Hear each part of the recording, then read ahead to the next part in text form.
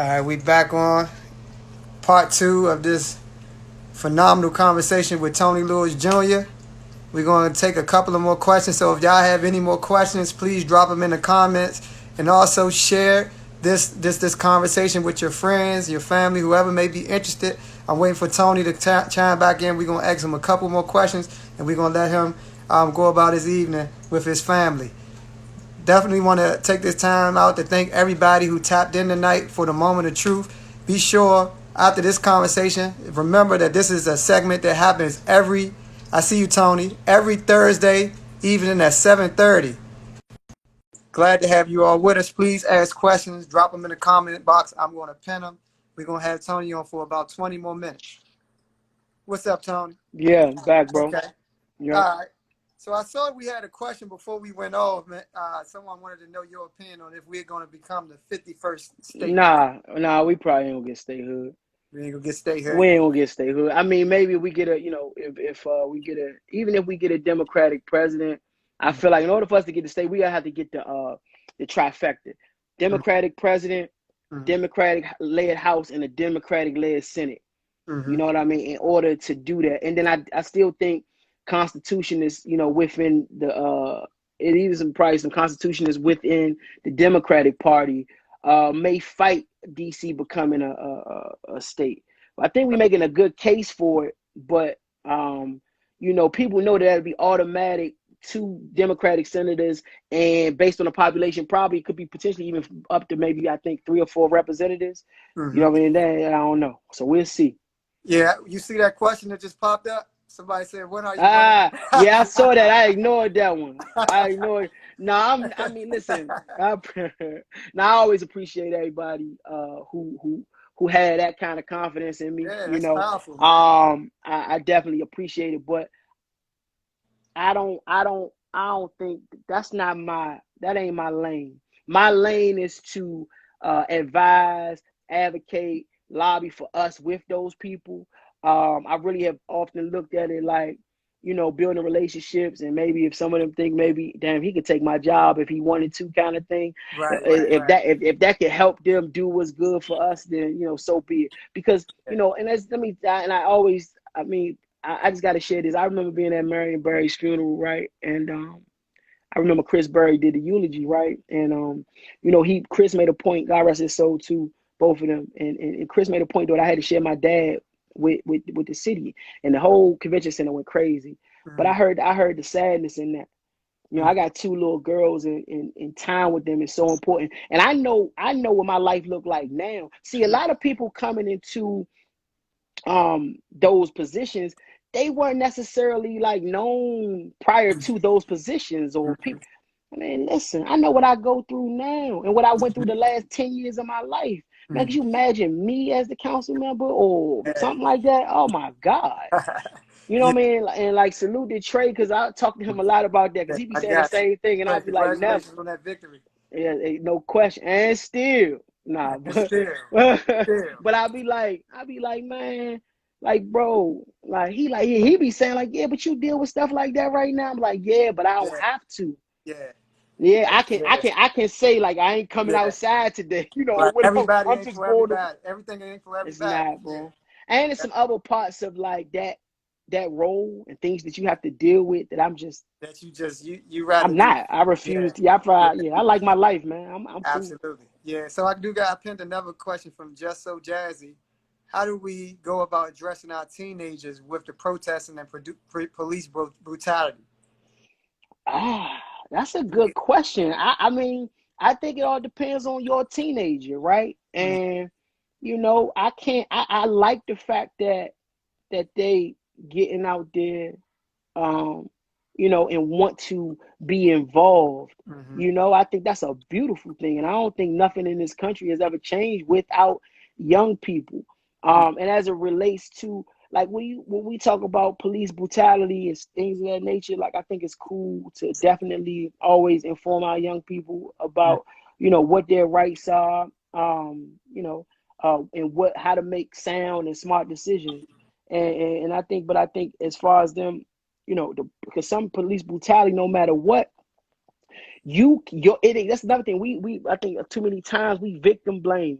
Like if I know my rights, that don't mean the police not gonna brutalize me. You know Right. what I'm saying? Right. That don't Yeah. that we always act like people must have done something, and that's Mhm. not the case. Yeah. And I grew up with police police been a constant present in my life all my life, you know? Mhm. And so we talking about getting jumped out on, getting searched at 10, 11 years old. Like, and that just became what your day consisted of, no matter what you was doing, whether you was coming from the basketball court, going to the store to get something for your mother or grandmother. Like, it didn't matter. If they came through and you was outside or they rolled past you and they felt like they wanted to jump out on you, you know what I mean? Like, some of that stuff is not the responsibility of a teenager. A teenager just trying to be a teenager. And we want to teach our teenagers to be respectful across the Mhm. board, right? Yeah. And knowledgeable. But at some point, we got to start checking the police and not us. And, So and we're that's gonna take a that's my couple more take questions, y'all, because we gotta let Tony go. He has a family he has to attend to. But I did pin another question. about the Uh, defunding the police. right, and then I got another question, two questions for you. Then we out. Okay, What do you well, think about the defunding of the police? let me say this. I think that the police budget in this city should not have been increased if the budgets at WAN's Office of Neighborhood Engagement and Safety and Project Empowerment and Elite Program budgets were cut. I feel like that in itself is adverse even to the police department. Mm. So if it's a budget increase in a FTE, meaning I think the police department got about 42. I think so. I think that's what it was, like 42 new positions. You know what I mean? I think the ones in Project Empowerment should be increased. And so it's no way that those, I think Project Empowerment took like almost $1 million cut. I think ones took almost $1 million cut. And I think they just did all the way away with LEAP. I think you need to take the increase that was going to happen at MPD far as funding. I don't know what it is, 18 million, 15 million, whatever. And you need to put some of that, if not all of that, into those programs. You need to put all that money into violence interruption and things of that nature. So, Mm-hmm. you know, I think there is some people talk about defunding the police departments, decarceration, and all of those things. I feel like we need to find our way there, but you can't just like abruptly, because our system is so set up on those things, like even our communities, right? So we gotta incrementally devolve from where we are today, and we really gotta reimagine what we want, society to look like. So eventually, yes, because I feel like all of this stuff is rooted in white supremacy, and any reform of where we are now, if the core was rotten, any reform is going to be rotten to a certain degree. So instead of us necessarily reforming, I think we need to recreate, right? Mm-hmm. We need to reestablish. We got to reimagine and change things. But again, it takes a while for us to get there. Right, right. So I'm going to go to one of the other questions that we have in regards to some of the work that you do, working with families and children dealing with parental incarceration. There's a couple of our mentees that's dealing with some of that, some of the same issues right now. And in many respects, we all know that that's something that you've dealt with in your life. And then in many respects, your children are dealing with that, having to go and have that relationship between the bars with their grandfather. Talk to Indeed. us a little bit how you're able to structure your family and help your family cope with the fact that their brother, their father, their grandfather is behind the walls, and it's at this point in time until justice is served, is nothing you can do about that. Yeah, man, that's been one of the hardest things I've ever had to do. My oldest will be 7 in October, and I can remember, I don't think I took her to see my father until she was 9 months, because me and my dad had vowed that we didn't want her to come. And there was the time Obama was in office, and we really thought that we was gonna get a pardon and all that. So we was like, you know what, Yeah, right? But eventually, yeah. that kind of, well, at first I was like, yo, you just gotta hold her. I just can't. I need you to see her. But then we Yeah, were like, okay, we ain't coming back for a while, and then the part never happened. right. But I just explained to them that, granddad, made some bad decisions, and so this is what happens when you make bad decisions, Mm-hmm. and but that he loves you. This is our situation right now. Initially they didn't even know it was jail, but I Yeah, vowed that I would never lie to them if she asks, right? Once Mhm. they got of age. And Right. you know, I'm on this song with Chaz French, and I was one day we was cleaning up. We just had the iPad on, like, you know, the shuffle, and the song played, and she was like, oh, that's prison, pop up in jail. Mhm. Mhm. You know, Wow. Yeah. Yeah. Yeah.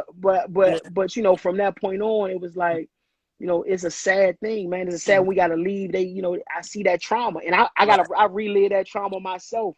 Mhm. But I just look at it as it's something that again, he need us, you know. Absolutely.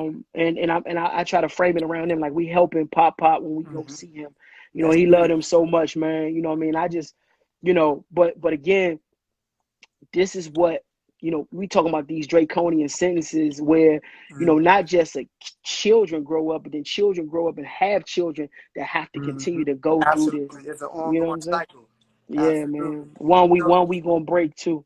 absolutely. So I gotta ask you this, and free Tony Lewis Senior for sure. Thank you, bro. I Yeah. definitely gotta ask you this, alluding to your kids and your family household, just the institution of marriage. You know what I mean? You're Yeah. happily married with a wonderful, beautiful family. Talk to the people about how important you think the institution of marriage is in our households. Damn, that's a, hey, bro, let me, man, bro, you asking that to somebody who said he wasn't never getting married. I didn't see marriage. You know Yeah. what I'm saying? Yeah. Right. You know, but I do see Yeah. this. It's an incredible strength in it, man. Mm-hmm. You Mm-hmm. know, for her and I, Mm-hmm. right? As Mm-hmm. individuals, that union has made us stronger. It's made us more formidable Mm-hmm. professionally, more, you know, secure as people. Mm-hmm.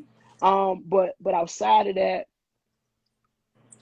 our children, right? Their Mm-hmm. framework, my daughters, everybody, if somebody got it, if somebody said, oh, that's his daddy, that's his mother, oh, they in their mind they married, oh, that's his Yeah. wife. You know, Yeah. to That's them, you know what I'm right. saying? Yeah. Yeah. It's framing what they feel like Mm-hmm. should be. Right. And I think that's, and that nuclear family, for Mm-hmm. us, we don't see that enough in our communities, bro. Mm-hmm. You know what I'm saying? Absolutely. That Absolutely. nuclear family shit is Right. so important. You know what Right. I mean? Mm-hmm. And I'm just really you know, happy and proud, you know, of us and our ability to have a happy marriage, to have a marriage. Now, obviously, everything got problems, but Mm-hmm. because, and this is one thing too, I like to share with people, bro. Listen, you gotta marry somebody, man, that value the same things that you value, right? Feel me? Like no matter, like even like my wife family, Afro Brazilian, right? Mm-hmm. And you know, so culturally, in a lot of ways, we come from different things, but then in a lot of ways, shit, they her family, her mother, they black too. So and that's another thing. It's opened up. We've been together almost 10 years now, but it really opened up my mind too about just about the diaspora. Because a lot of times we ain't, you know what I'm saying, like more slaves went to Brazil than anywhere in the world. You know what I'm saying? I'm Mm-hmm. thinking, damn, it's only, but you know what I mean? Like that just show how narrow sometimes our spectrum, Yeah. Absolutely. and black people going through the same things everywhere too. Mm-hmm. You know what I'm saying, Yeah. brother? Absolutely. Death, violence, mass Mm-hmm. incarceration, all above. But me and her value family, bro. That's what bonded us. Mm-hmm. So for her, we talking about taking my kids into prison. For her to be so open Mm-hmm. to going in jail to see my Mm-hmm. dad, making sure some days when I don't want to take the girl, she's like, nah, shit, we taking them. You Mm-hmm. see what I'm saying? As yeah, look, Absolutely. you see what I'm saying? That picture like That's solid. that don't just, yeah, that Absolutely. don't just happen. Yeah. But see, she valued family. She Mm-hmm. know how much I value my family, so she Mm-hmm. ride with me. My mother, bro, my mother be coming through here on some. We go through a lot with my mother. Let me just put Right. it like that. Right. Right. Right. Up until like to last night when my mother called the police on me, Mm-hmm. police. You know, man, our children watching George Floyd situation all week. Mm-hmm. Police killed a black Yeah. man, and then now they daddy got to be at the door talking to police, right? So Right. this is Right. what I'm dealing with, That's a right? And scary this ain't the situation. first Yeah. time, right? Absolutely. But my wife, even in her frustration with dealing with that, but she already like she ride with me. You know what I mean? Everything and vice versa. So it's been a great Mm-hmm. marriage for me. It's been a great joy, and I got married because I wanted to. Don't Mm-hmm. let nobody pressure you into marrying nobody, y'all. I'm Mm-hmm. telling you, because it ain't gonna work. But when you Absolutely. marry for the right reasons, bruh, you Mm-hmm. know what I'm saying? Even when y'all beefing, y'all gonna get through. So that'll be, and we need to see more nuclear families, man. Shout out all the single moms and the single dads and the people that co-parent. You know what I mean? And I do believe also that we can make it work, even when it don't work. You can make it work for the sake of the babies, even if you got to be apart. You know what I'm saying? So, Absolutely. much love on that one. My last question, man. It's a lot of people that have dropped in the comments how they want to lock arms with you, support. I know it's an ongoing battle, trying to, get your dad out behind the walls and free him, free Tony Lewis Sr. What can individuals like the Community Connoisseurs or any other organization or individual with a following do to help support you in your movement to get your father out? Yeah, hey, bro, let me say, man, I mean, that's a good thing. I think I'm gonna have a thing where I'm gonna have people try to write letters and all that. But listen, a lot of times, bro, when you talk about that federal system and all that, that ain't like some of these state joints. Them federal judges don't care nothing about no hashtag. Right, you know what I'm saying? But at the same time, know that we have gotten to some high heights in terms of people to talk to, to consider a part or whatever. And I might need people to write letters. Okay. But I also would say, drop this, man. How you help me though, honestly, in general, is for y'all, man, out there to be your best self in your community and help other people in whatever way you see fit. Just be active. That's how you help me. That's how you help my babies. Doing your part to make this place a better place, bro. Absolutely. I really believe that. You ain't got everybody feel like you ain't gotta be. Everybody don't gotta be on the same wave, and everybody don't gotta be doing the same thing. Some people you don't show up for nothing, and that's cool. Absolutely. But if you sending money to certain organizations that you know doing the work, you know what I'm saying? So it's different ways to help. If you volunteer your technical support or your technical help to some of these smaller organizations to help them build capacity, build websites, there's social media. It's so many other ways that we can be doing the work. The work don't look one way. And that's why I get I get peeved sometimes when I feel like people shaming people about it ain't, everything ain't for everybody to do. Absolutely. Some people got to be more behind the scenes. You know what I'm saying? Yeah. So that's what I would say on that, man. I really appreciate, bro, these questions you put into. I done done interviews, all kinds of interviews, bro. So this has been I've really enjoyed this one, bro, for real. Absolutely, man. I enjoy having you here. And thank you for, blessing this platform. You gave a lot of Jews today, and I'm sure that the people appreciate it. So with that said, Tony, it's your floor, man. If you want to lead the people with a few final words, man, take it away. Yeah, I really want to speak. First of all, I want to say rest in peace to George Floyd. And I think we are this is a watershed moment. And for all of us, I want us to understand that it's fundamentally going to come down to a question of, I wouldn't say for white people to give power away because that would be un-American. But white people going to have to come to the point where the question is, are they willing to share power? And we're going to have to be in a position to decide what happens when they say no. Right? What happens? What does that mean for you? So for me, what it means is that we gotta lock even tighter. You gotta buy black. You gotta support black. Right? You have to be even on a basic level, be happy.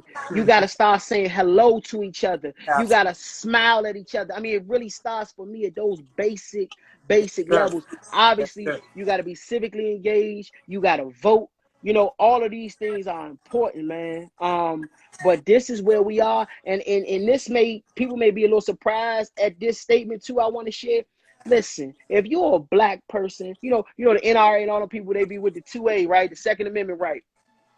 Right to bear arms, right to form militia to protect yourself, life, liberty, your freedom, and against tyranny, against the government itself, whatever the case may be. This ain't about overthrow the government stuff. But what I'm saying, it's your American right to own a weapon. Guns have been demonized in our community, right?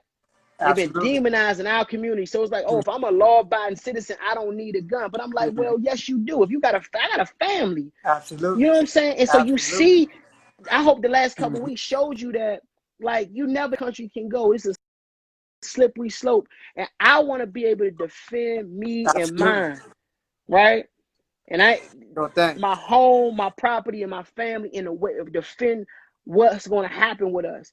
So I really feel like for African Americans in this country, particularly professional African Americans who feel like, you know, a gun is a bad thing, I want you to rethink that.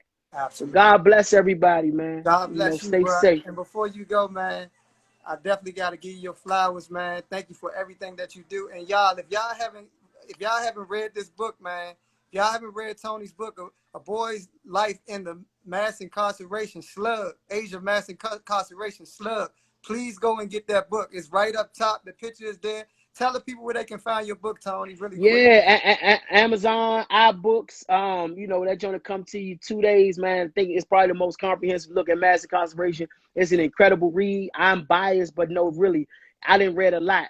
Mm-hmm. The Slug is an awesome book. Amazon, iBooks, Politics and Prose if you go in bookstores, but order it tonight. That's how you can help us too. I All right. appreciate it. Man, love you, bro. Appreciate Love you, you man. back, We family. locked in, man. Thank you, You bro. already know. Talk to you soon, bro. Peace and love. All Peace right, and y'all. love, All right, bro. y'all. Thank you, All man. right. All right, so there you have it, man. Tony Lewis Jr. Thank you all for joining tonight, man. We definitely appreciate everybody who tapped in. Please keep in mind that this segment is every Thursday night at 7:30 p.m., the moment of truth. Please tap in with us next week. Thank you. Have a great evening. God bless.